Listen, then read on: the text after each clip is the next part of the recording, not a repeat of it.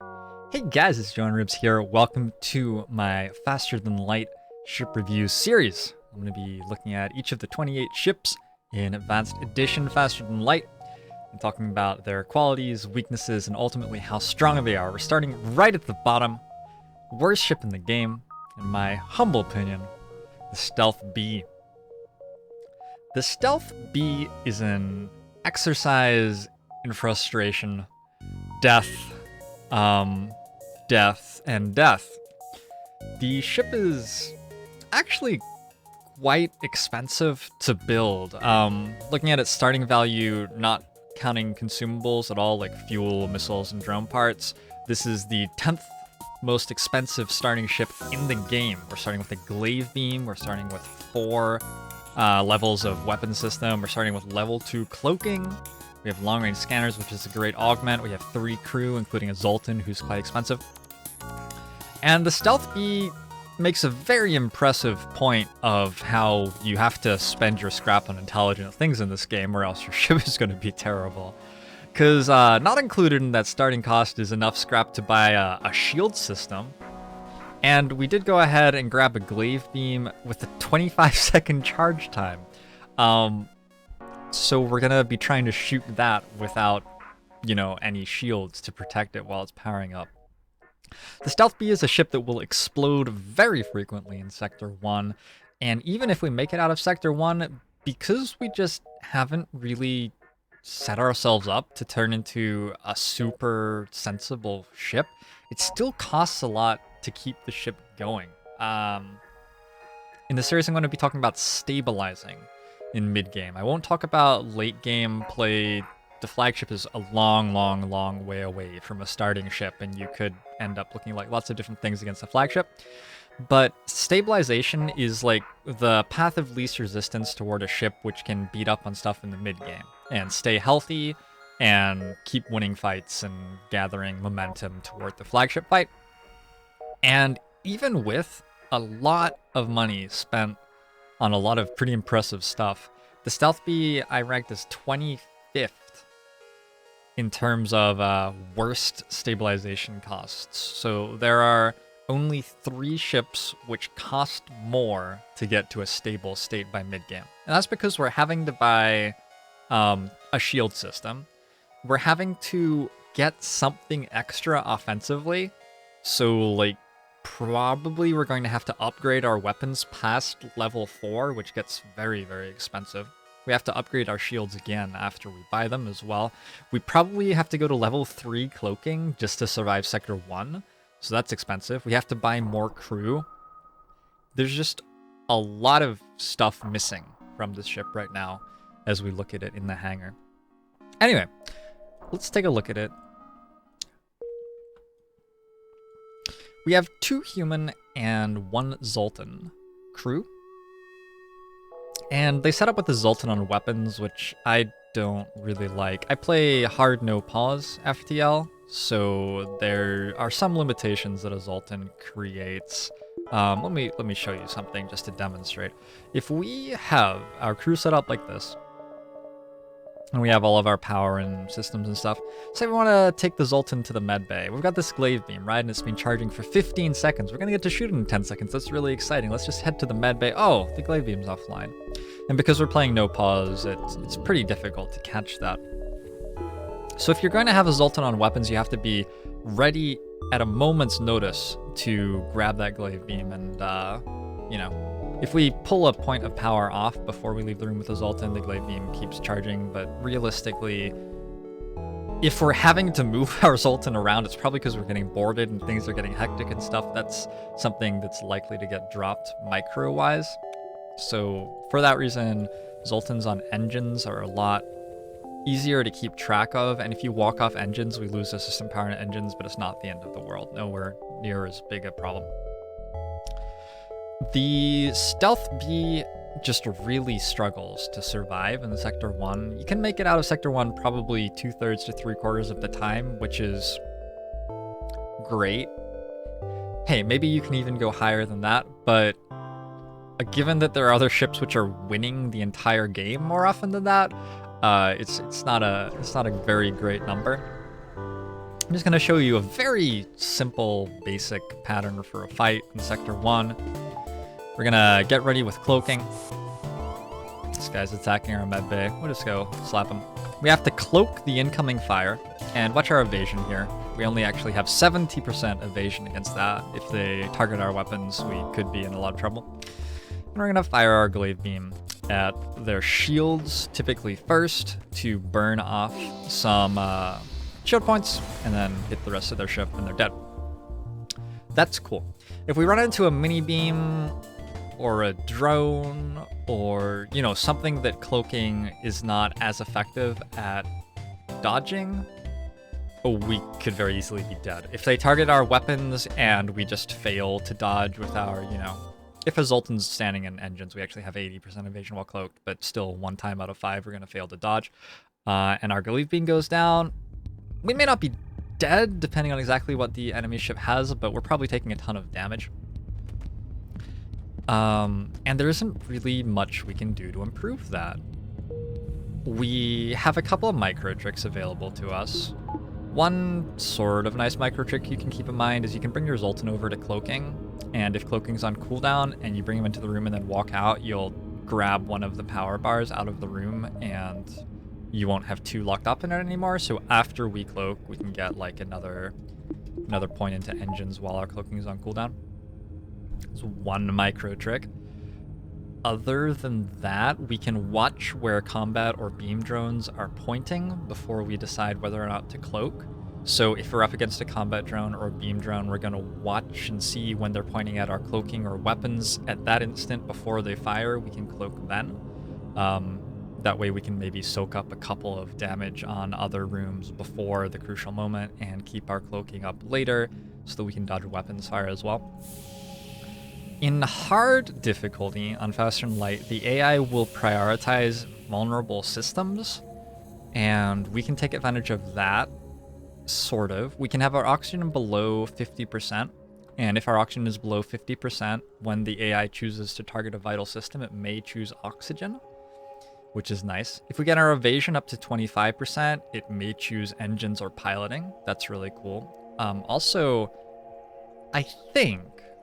I'm not certain, but I think we may be able to cloak like after something fires, but before it decides which room it's targeting, in which case it might go to piloting or engines. I'm not sure that that's actually true. It might be. So our micro tricks are limited to like 2 things, one of which probably isn't even true. It's not great. Typically, our first buy is going to be level 3 Cloaking. And what that does is let us cloak for 15 seconds, which leaves the glaive beam at a little bit under 10 seconds charge time while we're not cloaked. Because that charge time is lower than most of the weapons in the game, most of the time that we're fighting something, it won't get to shoot us anymore. So getting up to 50 scrap for Cloaking is goal number 1. And the problem with the Stealth B is that doesn't come close to solving all of our problems. We're still going to have to pick up shields from some sort of sector. We're going to have to pick up some more crew. Right now we're very vulnerable to boarding. And we're going to have to pick up some way to deal with ships with 2 shields. The glaive beam will tickle those. It will deal 1 damage through 2 layers of shields. But ideally we'd want another weapon, in which case we're spending at least 50 scrap to upgrade this system to actually fit another weapon onto it. Or we may want hacking. Hacking's 80 scrap. We currently have no drone parts. We're going to have to collect some drone parts. And hacking is sometimes difficult to use, depending on how comfortable you are using the drone depowering trick to get a drone through a defense drone. So how that works is, pretend this is the hacking system. I fire my hack at the enemy ship. The defense drone is going to shoot at it. I turn the hack off, and the drone pauses. The shot goes in front of it because we were trying to lead it, and then I turn the drone back on and it goes and locks onto the enemy ship. If we hack shields like that, we can do some decent damage with the glaive beam. That starts to be more complicated, and when we run into enemy ships which have cloaking or which have drones or anything like that, we can just instantly die. So the Stealth B is a very simple ship, where the problem is that it isn't very good, and that That is indeed a very difficult problem to solve. It's a fascinating ship to play because it's simple enough that you can come close to optimizing it fully. It's pretty mathy at times, trying to work out exactly when you should cloak and stuff like that, trying to work out this oxygen trick to change the AI prioritization and stuff like that.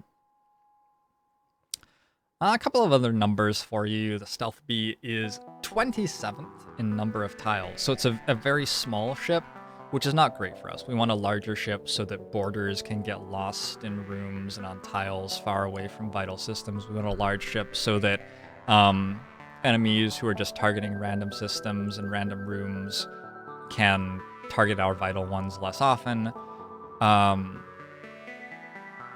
We just would prefer to have a larger ship than this, and we have a very small ship. It's tied 22nd for rooms. It has 15 rooms, which is pretty terrible. When enemies are targeting random rooms, they're going to have fewer rooms to target, which are not vital. Even if they're targeting an empty room, we want there to be like lots of rooms away from our system. So like if a fire happens or if they're landing boarders that fire, or those boarders are further away from important things. In this case, though, we're all like pretty condensed here. It's a little bit claustrophobic on the ship. One thing that the Stealth B is not terrible for, hey, is venting. It's actually pretty easy to vent rooms. You can get rid of fires and stuff like that. The average vent distance for a tile to get to venting is 2.37 rooms. So like these two tiles are 1 room away from a vent. These 4 tiles are 2 rooms away from a vent. And these guys are also 2 rooms because they can go to this one. The toughest room on the ship to defend, unfortunately, is piloting. A very important room. It's very difficult to vent it. Look at how long this is taking. We can go the other way too, but it's not going to speed it up terribly much, and it's going to vent our weapons. And in order to actually defend it, how? If somebody is in here slapping our pilot, we have a long way to go to the med bay to heal them. If we pull other crew in, we don't have a ton of crew. And then they have to go all the way over here to heal. It's just a tough ship to defend from boarders when they go for your piloting. So, overall, for me to get to mid-game with this ship, I'm looking for a Sector 1 with 125 scrap or so income. One thing that is nice about the ship is we do start with long-range scanners, so we can locate the battles that we want to take, go to the battles, and that generates us a little bit of extra income. These battles are, you know, they tend to be okay until you die. So this battle's probably going to be fine, unless this laser hits my weapon through a cloak. Whoo, it didn't. Or the ion does. Whoo, it didn't. Or unless the enemies that we run into have like a drone and that targets the vital systems. So these battles are not too bad. We do have long-range scanners to keep us out of an asteroid field or a solar flare flight or something like that most of the time. We want to get about 125 scrap. I'm usually looking to grab a level 3 cloaking and a buffer on weapons, so that if we take 1 point of damage on weapons, we're safe from just dying straight away. It won't depower our glaive beam because it will just be taking away the extra point that was spent in the weapon system. It also gets us halfway to adding another weapon on for Sector 3 or 4. You can skip the extra weapons point if you're really close to buying shields at the beginning of Sector 2. I think that that's fine. That's one of the big inflection points in playing the Stealth B, in my opinion. And from there, we just have a ton of stuff we have to do. Probably want to get hacking to deal with shields. We probably want to get some sort of weapon to deal with shields as well. We want to buy and upgrade our shield system. And we have to work out how we're getting more crews somehow. So there's a huge amount of stuff to do here. If you don't know how to do the hacking trick, this is a ship which really, really benefits from that. Using hacking to remove shields when you have a glaive beam is a big deal. If you're not great at cloaking as a reaction to enemy fire, that's something that you're definitely going to have to learn to play this ship. But other than those two things, the ship is fairly simple to play. And that's one of the problems with it. There are some ships which, like, you'll just lose on a lot until you learn all the little tricks and micromanaging and get super good at them, at which point you start winning, and the Stealth B is not one of those ships. Even once you really learn everything there is to learn about the stealth bee. You're still going to be dying in Sector 1 fairly often, and you're still going to be dying around about Sector 3 or 4, where you've just barely failed to generate enough scrap to make it to mid-game stability. That's going to happen a decent amount as well. So, overall, a really enjoyable ship, not a very good ship, and 28th in my power rankings, which leaves it dead last. I hope you guys enjoyed this look at the Stealth Bee. Please leave me comments letting me know what things you liked, what things you didn't like, and what things you'd like to see more of in future videos. I have another 27 of these to make. If you're interested in supporting me making videos like these, I do have a Patreon, which is linked below this YouTube channel, which is where I ask people who want to support the YouTube content to support me. And if you want to check out me playing FTL, I play Faster Than Light. I average probably 8 hours a day over on Twitch at twitch.tv/JoINrbs. That's linked below the channel as well as links to my community. You can subscribe to this, subscribe to YouTube here, or I have a link to my Discord. I have a link to my Twitter, and a link to my Twitch channel, of course, down below the video. Thanks so much for tuning in, guys. I've been JoINrbs, and I'll see you next time for ship rank 27, Faster Than Light.